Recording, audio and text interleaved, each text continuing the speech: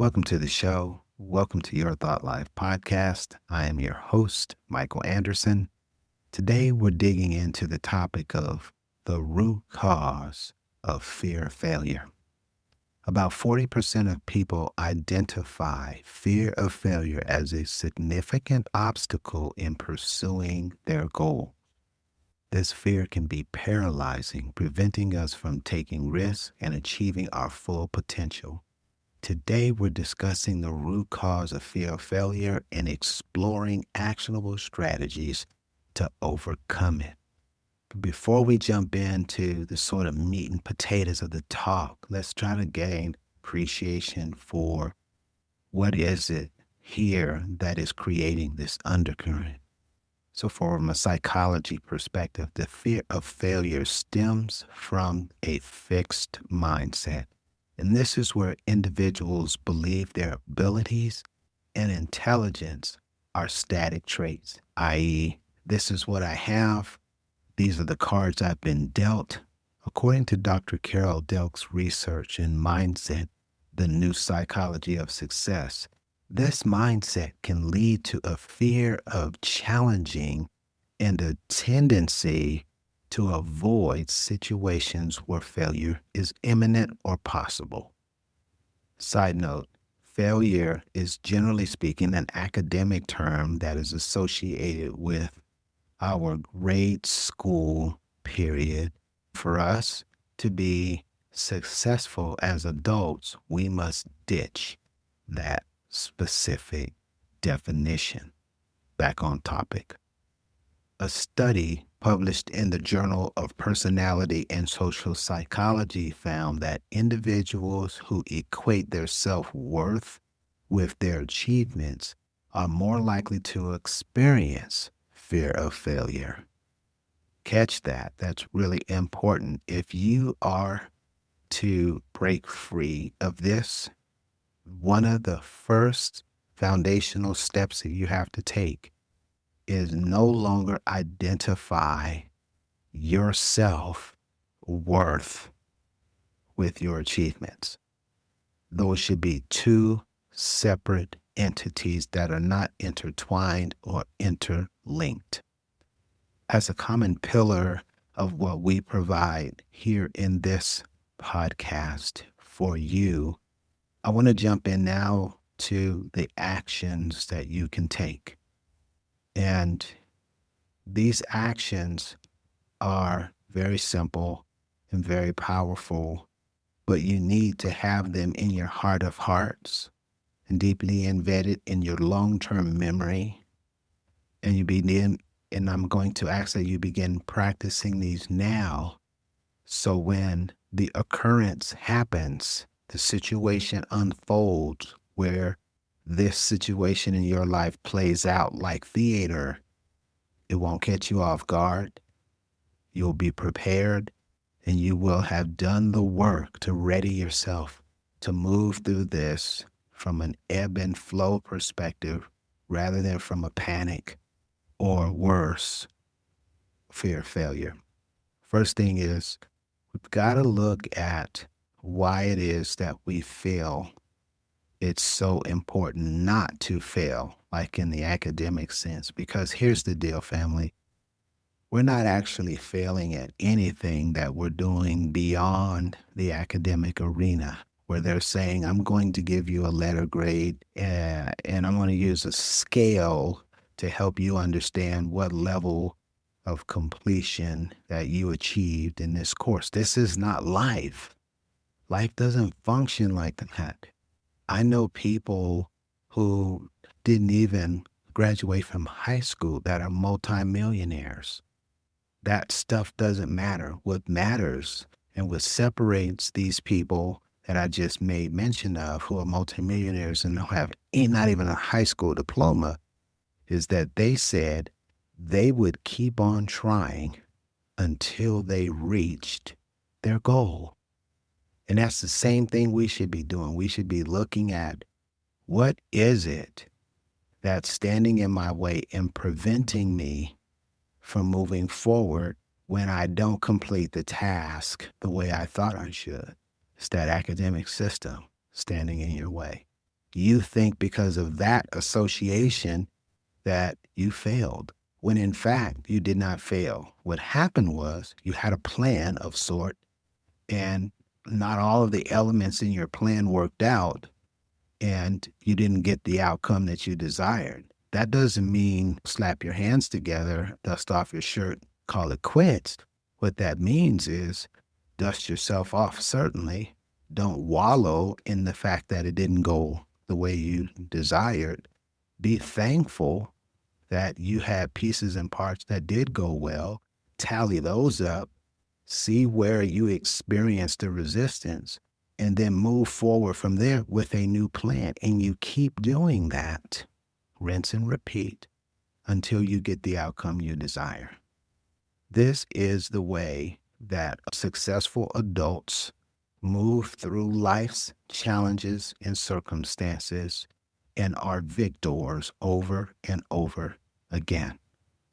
So, if you don't catch anything from this fear of failure, is one, you've got to release from it. Two, you've got to change what definition of failure means. It is not an academic system.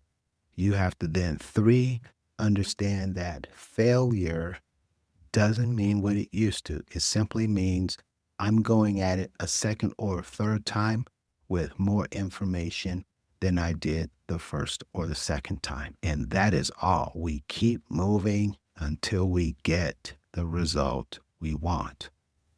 Number two on this list of actionable steps is self-compassion. I, for one, have been always labeled as my worst critic until 4 or 5 years ago. When I made note of this for myself, doing some deep work. And what I want to tell you as a result of what I went through is when I was being mean to myself and not celebrating my wins, no matter how small they were, when I was in this perpetual cycle of I want to be labeled as an overachiever and I want to move like overachievers move, and I don't want to ever do anything that is less than be work on first pass. This was a form of bondage. And the fact that I wasn't treating myself well when I didn't hit that mark made it exponentially worse. That is from an emotional, from a psychological standpoint. So what I'm asking you to grab from this story is that self-compassion means you treat yourself with kindness and understanding when you make a mistake. Or if you're still sporting the old failure definition, when you don't hit the mark, right? When you don't get the result or the outcome that you desired, you still treat yourself with loving kindness and understanding. Note, I just added love in there. You should be your strongest advocate, not your strongest critic like I was. The next thing and the final thing for this specific list of actionable items is we need to challenge the ants that are running around in our head. Ants are automatic negative thoughts. These negative thoughts come to us without our permission. Whenever it is you're trying to do something that you really want to do, that no one else has done, that you may not have all of the understanding or skill sets for, these automatic negative thoughts pop up into your head and attempt to halt you from doing it because, drum roll, fear of failure. They have seen how you have responded to that, and they are trying to prevent all of your faculties from going through that again. And so there's this rush of automatic negative thoughts to halt your progress. And what I'm saying today is this is something that all of us experience, right? There's no respect of persons for this specific issue. Everybody has to deal with this. But what makes the perseverers different is they identify and challenge the negative thought. Give it a name. If it's fear, failure, give it a name. If you see yourself in a fear of failure pattern, give it a name. Say what it is. And then write it out. What is it that you're fearful about? What is it that's going to happen if you don't get an A plus? What's the outcome? Where'd you get those thoughts from? Why is it so important? Who told you it was important?